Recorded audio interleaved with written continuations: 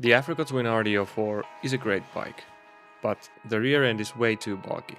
It needs a much more streamlined tail. But there's the catch. This bike is a classic, and I refuse to cut it up. So today, we are not destroying anything. We are building a brand new subframe entirely from scratch. It's going to bolt right into the factory mounts, giving us that sleek look today, while keeping the original parts perfect on a shelf. Let's get to work.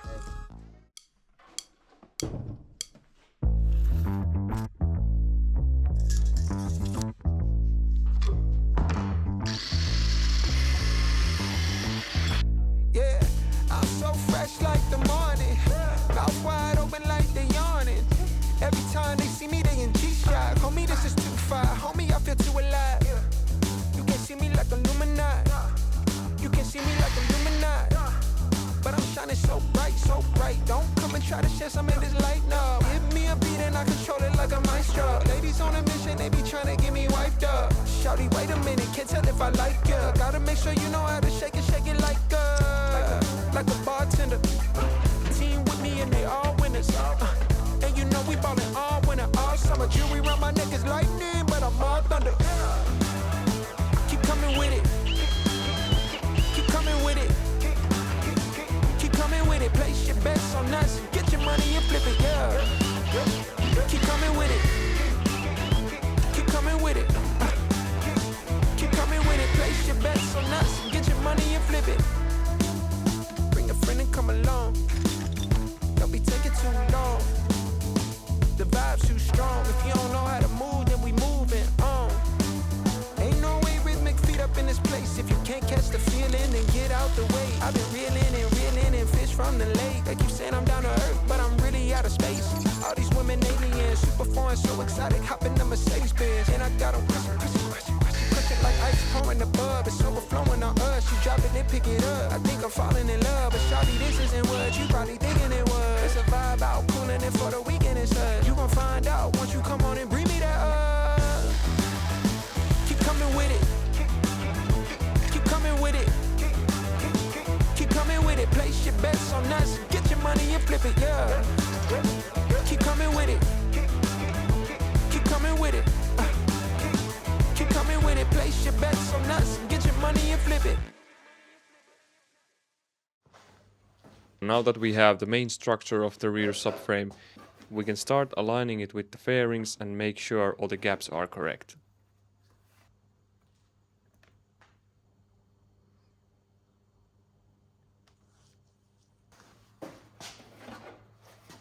This requires a small adjustment.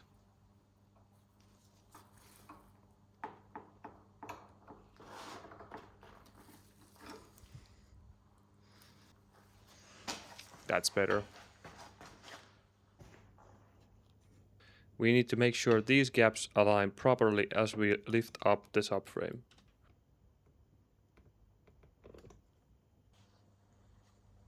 I test fitted the subframe with the fairings to make sure everything lines up properly and the height of the rear subframe is correct.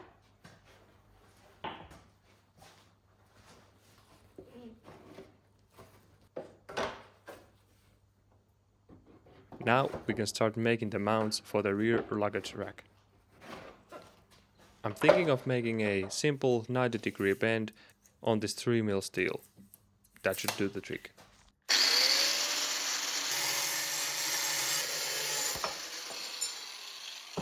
I made rough measurements of where the bends should start. When bending metal, you should always take into account the thickness of the material that you're bending. Now, since this is a quite thin material and the bend itself is quite simple, I'm just gonna eyeball it. I think the press we have here is over 60-ton press, so it's more than adequate for the bends I'm going to do. Then we're gonna use this sort of anvil to do the bend. We have a 90 right here, so we can use this. So let's align.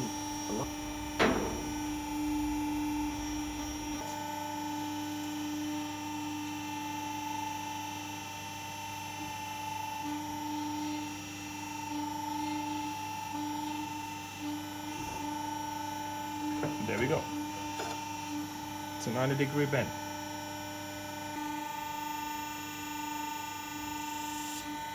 So as it turns out, you can actually do more than 90-degree bends with this anvil, but it's no big deal. I'm just gonna straighten it on the vise. 90. On the outsides of these. Yeah, I think that looks great.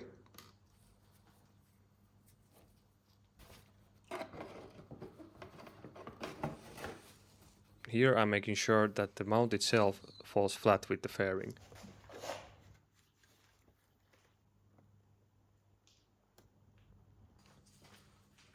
Time to make some holes for the actual mount.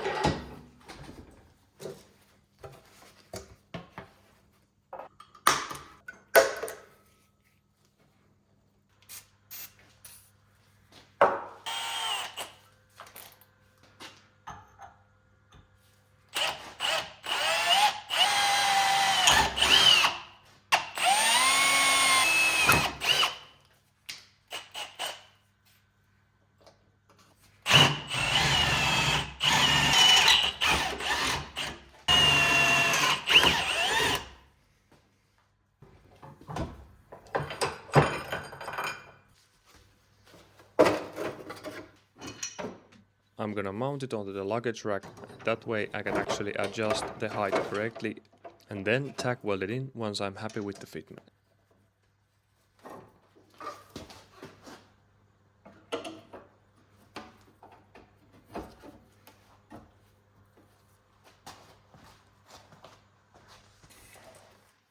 At this point I'm gonna make the other mount as well. 4.5 to 5. That way I can have them both bolted into the rack itself and have them on the correct position, ready to be welded in.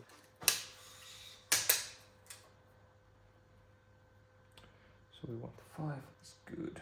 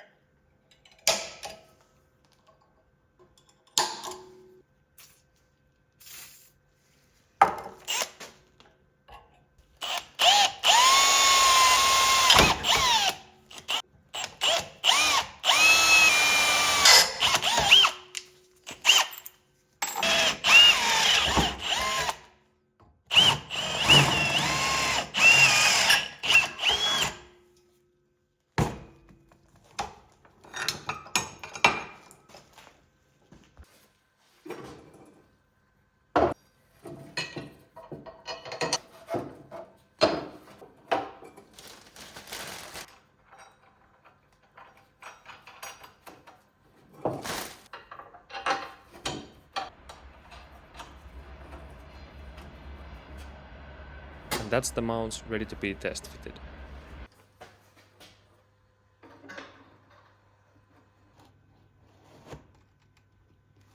Before tack welding anything in, I just want to make sure the other fairings fit as well.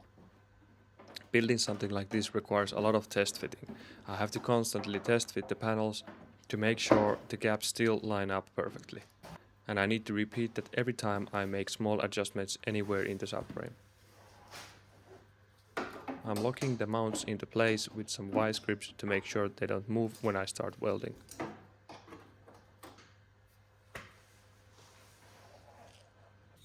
I made sure the subframe is level with the frame.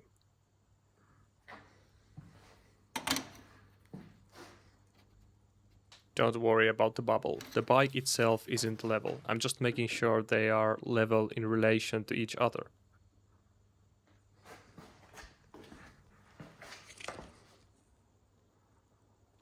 To me, the gaps with the fairings still look good. So let's tack weld it in. I want to avoid welding with the fairings on as much as possible. Sparks and the heat from the welding is quickly melting these old plastics. Now that everything is welded in place, I can remove the vice grips.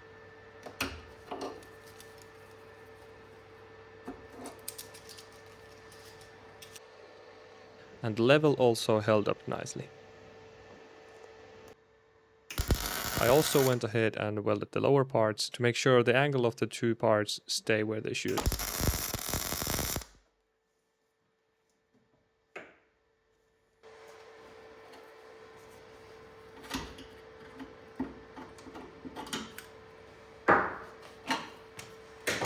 Now that we know that the gaps are correct, we can remove the fairings and continue welding.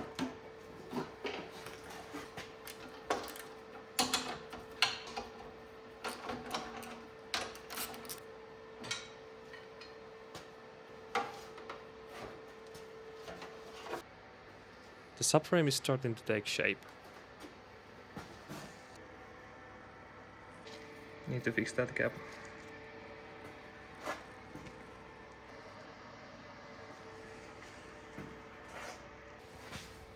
Here I realized that the small tack weld that I did wasn't enough to keep the angle of the two parts where it should be. So I decided to add two small pieces to keep the angle where it is. These are just temporary pieces, so they don't need to look good.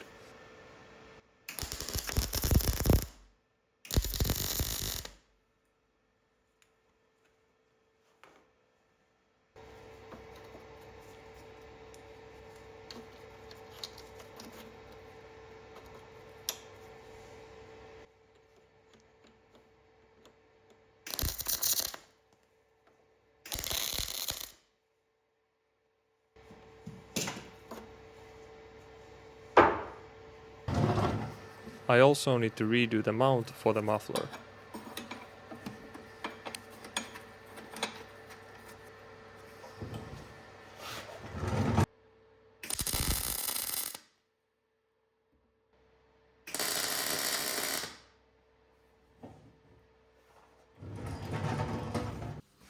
Now you might have noticed that we are still missing the tail light and the indicators. I had this RDO7 tail light available, which is the exact same light that the RDO4 uses. As I didn't want to touch any of the original parts, my plan is to make a unit that has the tail light and the indicators, which can be bolted on and removed if necessary without removing the whole subframe.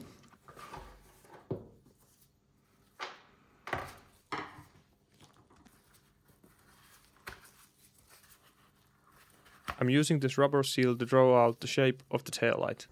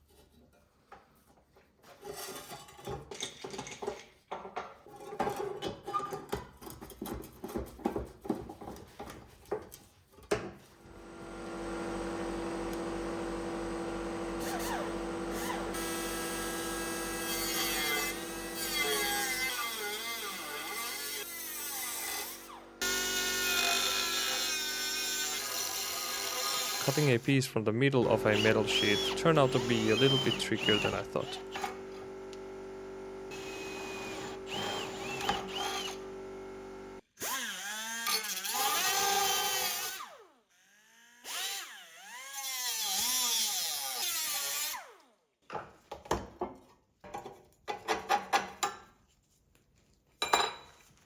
Finishing the final shape with this die grinder.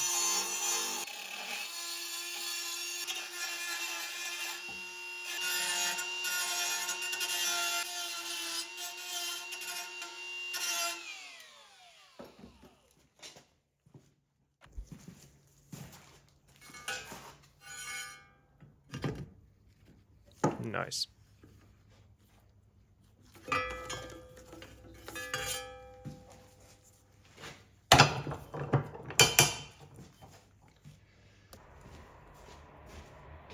I'm test fitting the piece now, so I know how much I should remove material to make it nice.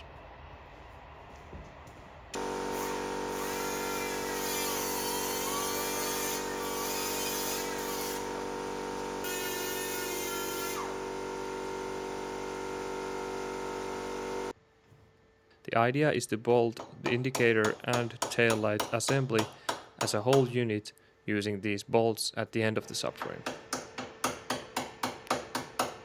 As the tail light is going to be bolted directly onto these, I need to make sure they are straight in relation to each other.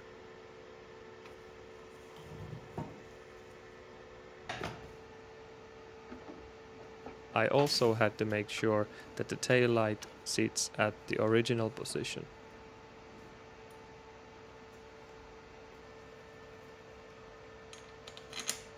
To do the final adjustments, I decided to bolt the assembly onto the nuts.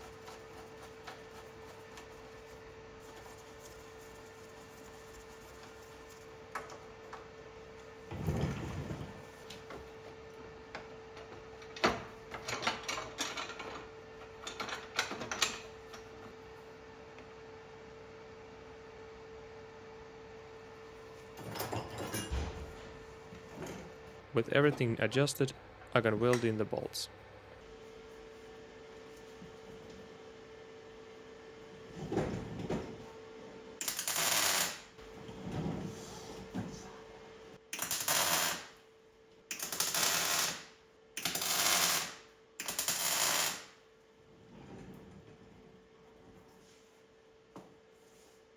Well, what they say, if you are bad at welding, you become great at grinding. I initially thought that I would make the license plate holder also as a separate unit that could be bolted on, but while looking at this structure, I decided just to weld it in.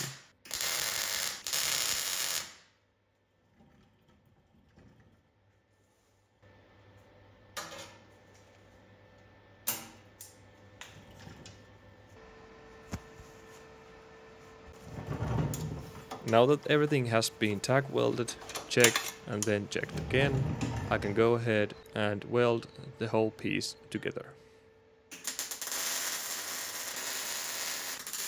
Usually at this point, everything that I've measured goes out of spec.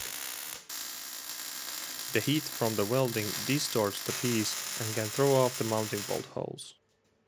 It would be ideal to either mount this onto the bike or have some kind of a jig.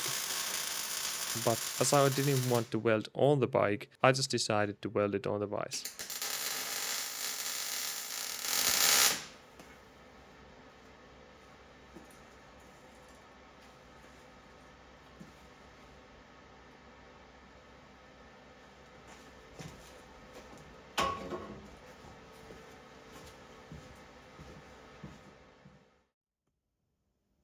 This is the final piece, everything welded in.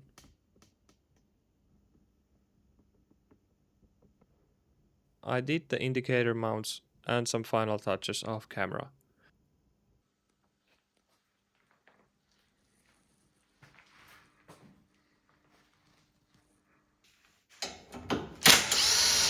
But now it's ready for paint.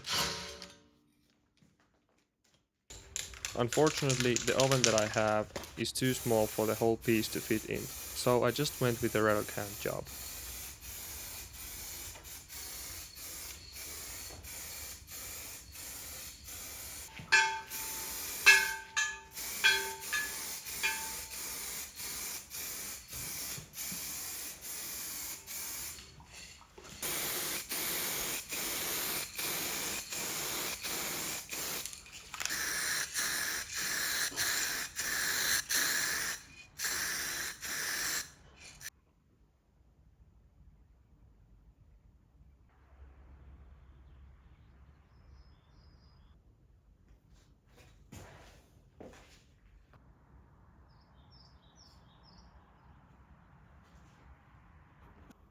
Here's a look of the final product all painted in, ready to be mounted.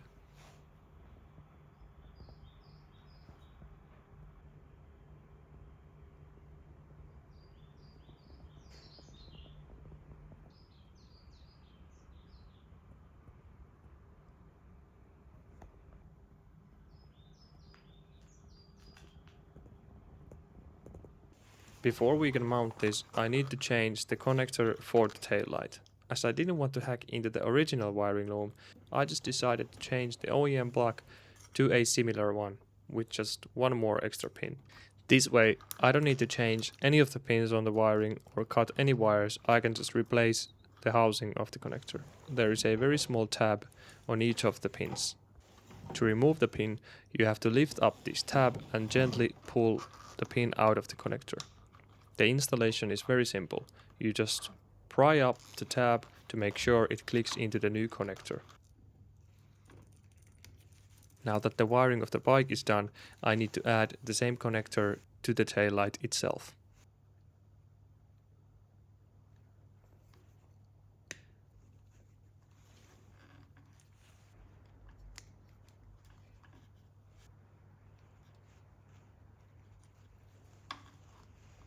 And that's the connector ready. As a bonus, it's the same standard connector that the bike uses anyway, so it doesn't really catch your eye, other than it being brand new compared to the old yellow ones. Time to mount the subframe onto the bike for the final time.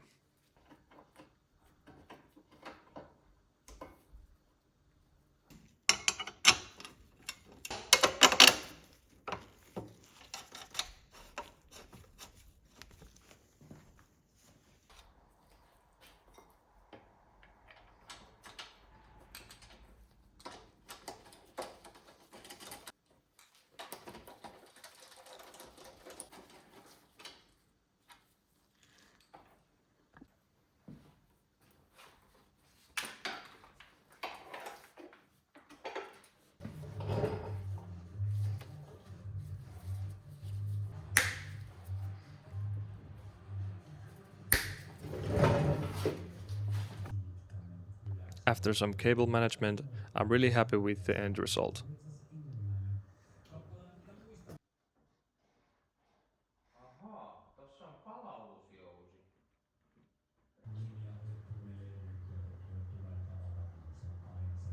Now we just have to finish up the bike and see how it looks with everything bolted in.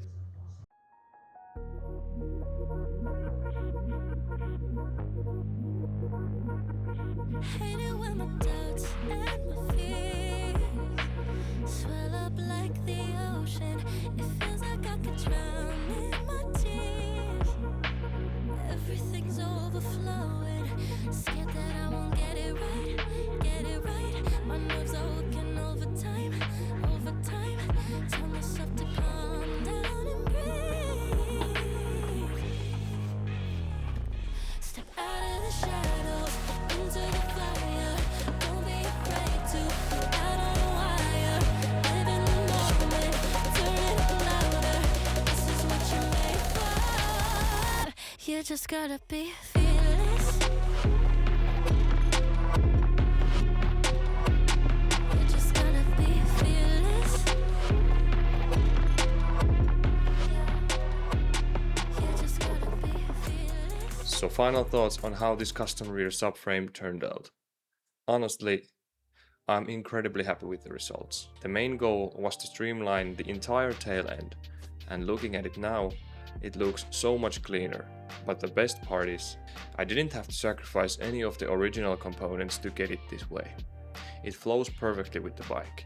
It doesn't scream crazy custom fabrication job, which is exactly what I wanted. It just looks like it belongs there. And if I ever change my mind down the road, the stock subframe is sitting safely on the shelf. I can literally just bolt it right back on. No harm done. But standing back and looking at the bike with the fairings completely assembled, it got me thinking, it might be the time for a total exterior overhaul. Now that this subframe is so incredibly compact, it hides perfectly behind even the tiniest tail plastics.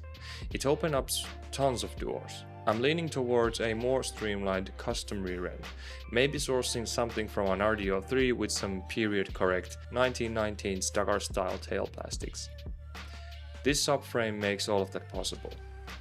But let me know what you guys think down in the comments. Should we go full retro Dakar with the next phase or keep it as it is?